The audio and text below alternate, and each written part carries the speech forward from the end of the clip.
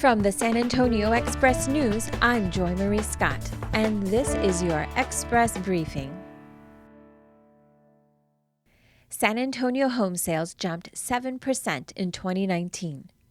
Thanks to low interest rates, job growth, and a swelling population, the local housing market had another record sales year in 2019, though buyers are facing a tight supply.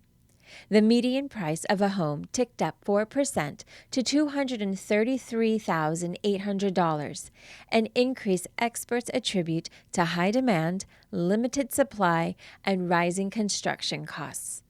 While costs are rising, the region remains more affordable than Texas's other major metros, drawing newcomers from pricier areas.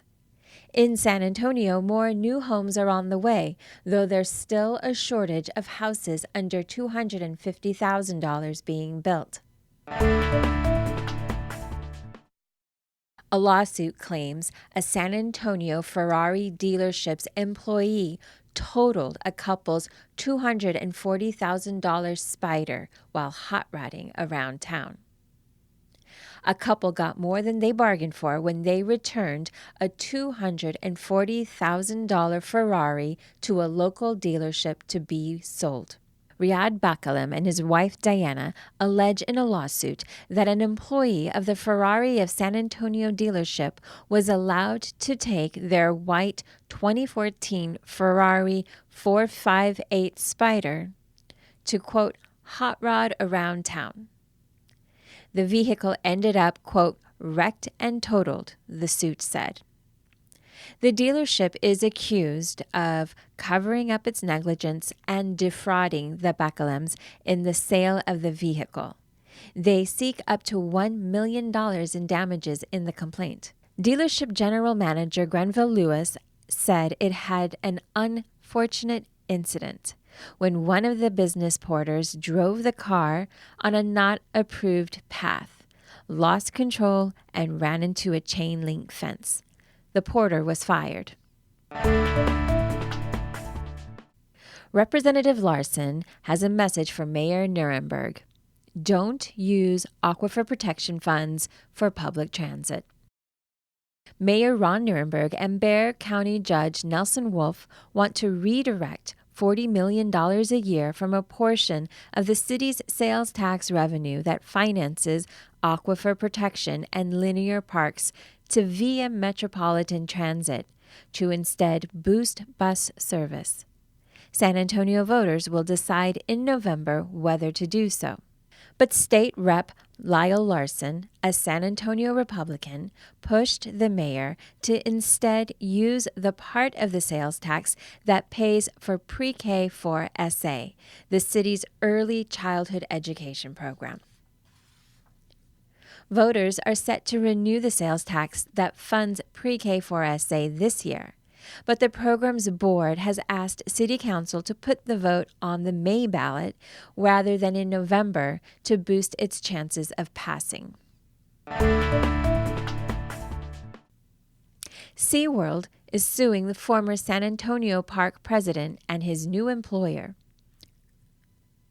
SeaWorld Entertainment is suing Carl Lum, the company's former San Antonio Park president, and Herschen Family Entertainment Corporation, alleging Lum broke a non-compete agreement.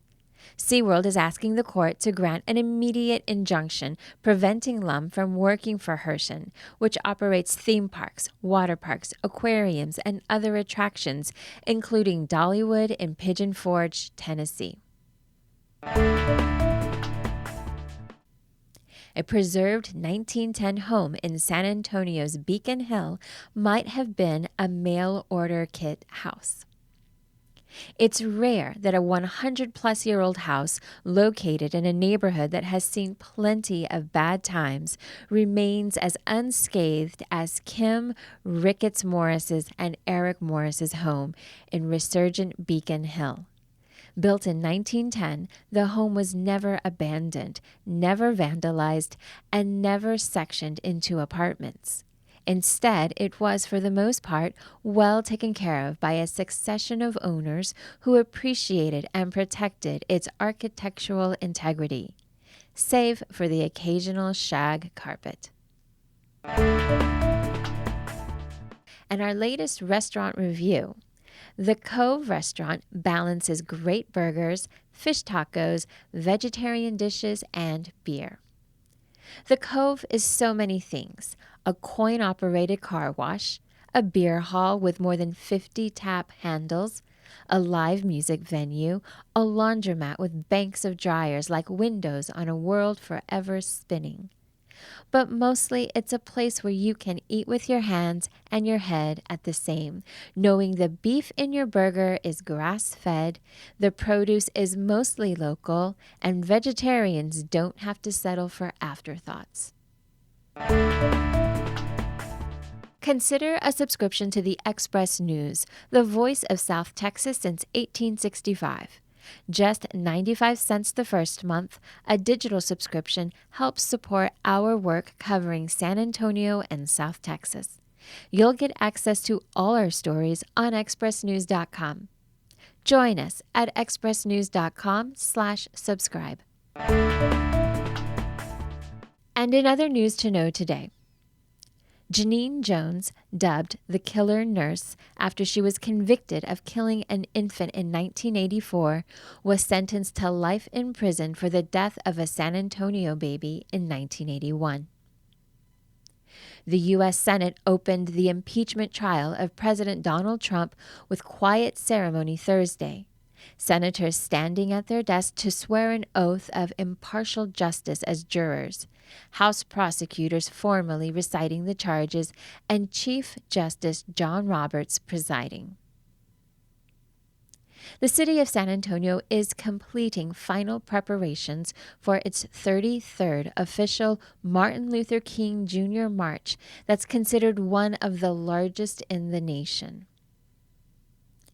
As races start to heat up, Bexar County Sheriff Javier Salazar defended his record against challengers, saying violent crime and response times have decreased since he took office 3 years ago.